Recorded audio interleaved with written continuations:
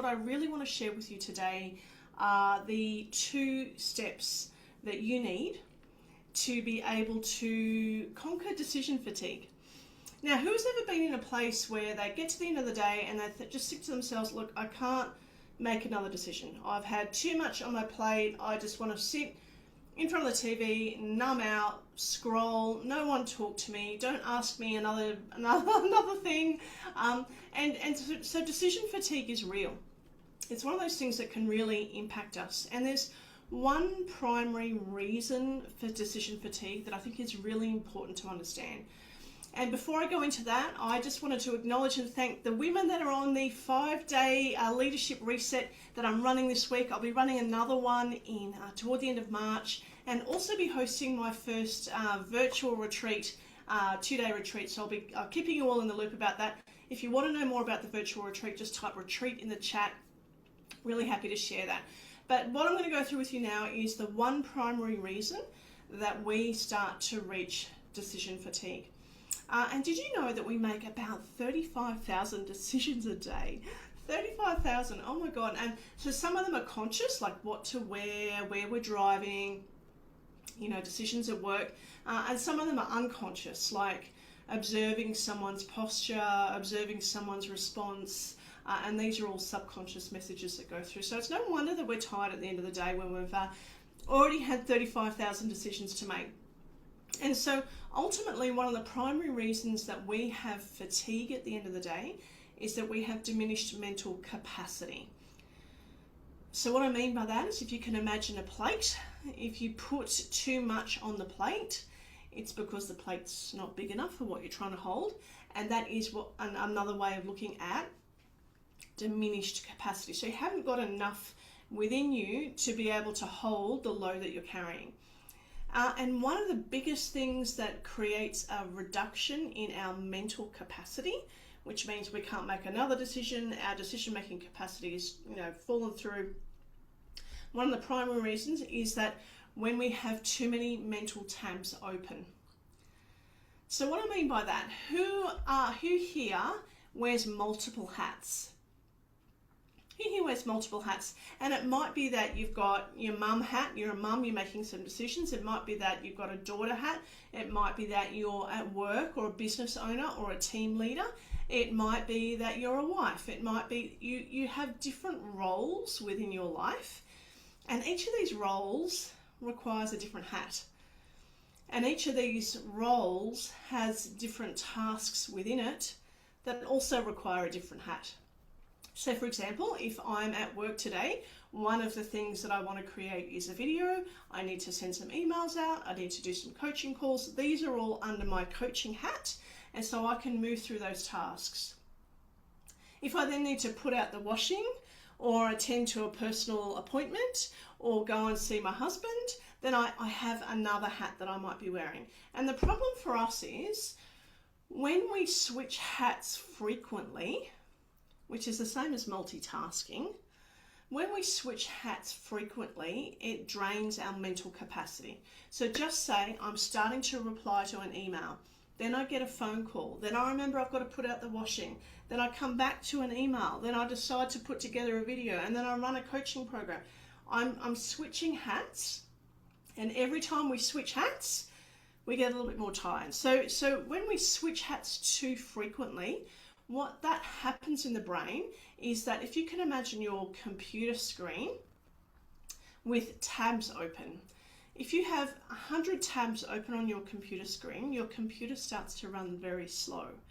And when we switch hats too often, it's like we still have the tabs open, we haven't closed them down. So it drains our mental capacity. So the first thing that we need to do is to make sure that if you've got a hat on, that you stick with that task, stick with that hat for as long as practical before having to switch hats. Because the more we switch in an hour, the more drained we are. Now here's the other thing.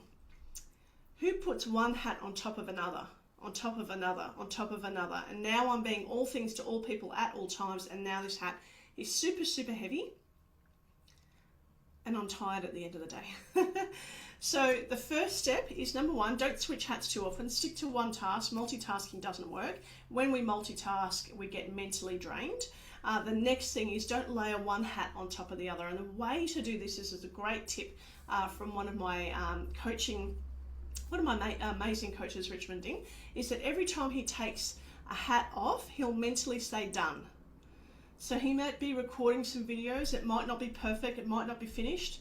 He needs to pick the kids up from school. He'll take the hat off mentally and say done. And then he'll focus on being with the kids. So when we say done, it helps us close down the tab. So what we want is not too many mental tabs open, because that drains our capacity. So ways to build our capacity: stick with one task, don't multitask. When you do need to shift tasks or shift personality or shift roles within your life, take one hat off, don't layer them all up, and simply say done. So that's one way. That's the primary reason that we reach decision fatigue, is that we're multitasking, we've got too many hats and we're layering them all on top of each other. The next thing is a really nice, simple idea, is to be able to limit the number of decisions that you make in any one day.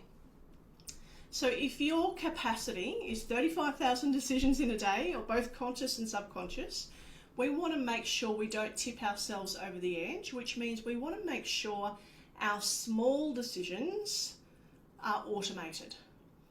So who here thinks, will I brush my teeth or won't I? What toothpaste will I use? What toothbrush will I use? It's not a decision you make, because it's automated.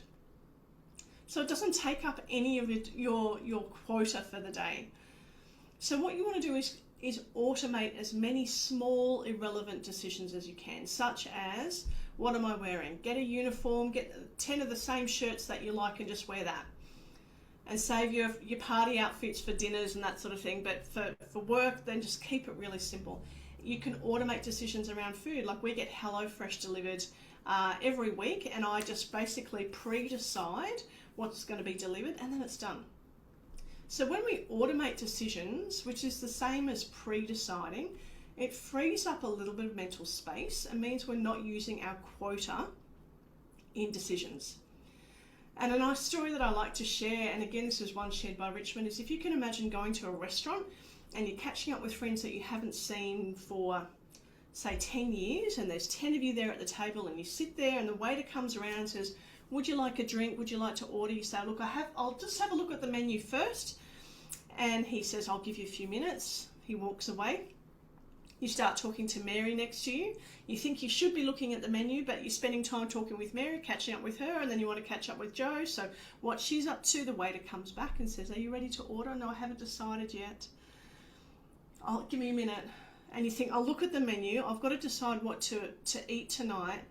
But I might just chat to Chris because I haven't seen him for so long. How's his wife? How's his kids? What's going on? And so you oscillate between, I know I need to decide, but I'm having a conversation, and it can take half an hour for the waiter just to order the food. And you're not really enjoying the conversation as much as you would like, because you still have to decide on the food. And so what would happen if you went to that restaurant and the 10 of you said, let's just order the banquet? Done. Decision made. Now, there might be some food on there that you don't like. That's okay. There might be some food that you do like. Excellent. But ultimately, in that one decision, you've made a pre-decision. This is what we're doing, done. And now I can sit down and enjoy the conversation and enjoy the meal. So this is the benefit of a pre-decision. It's like it's decided in advance. This is what we'll do, tick, done. This is what I'm wearing. This is what my breakfast will be. This is when I'll brush my teeth. The simple things in life, the small decisions when they're automated, means that your brain has some space. So ultimately, what we want to try and do to conquer that sense of depletion with decision fatigue, it's two things. Number one, build your capacity. Building your capacity means don't have 10,000 tabs open in the brain. Don't switch hats every 5 minutes. Stick to one task, and when you finish a task, take that hat off and simply say done. Because then it closes the tab in your brain and means you're not draining energy. So number one, build your capacity. Number two is reduce your load, which means reduce the number of decisions you have to make in a day. You don't have to try on 8 outfits before deciding what to wear. get really automated with some of your decisions, like what to wear, like what you're eating, like your routines, whether you go to the gym or not, like all of these routines in your life, if they're automated, they simply lower the number of decisions that you're actually having to make.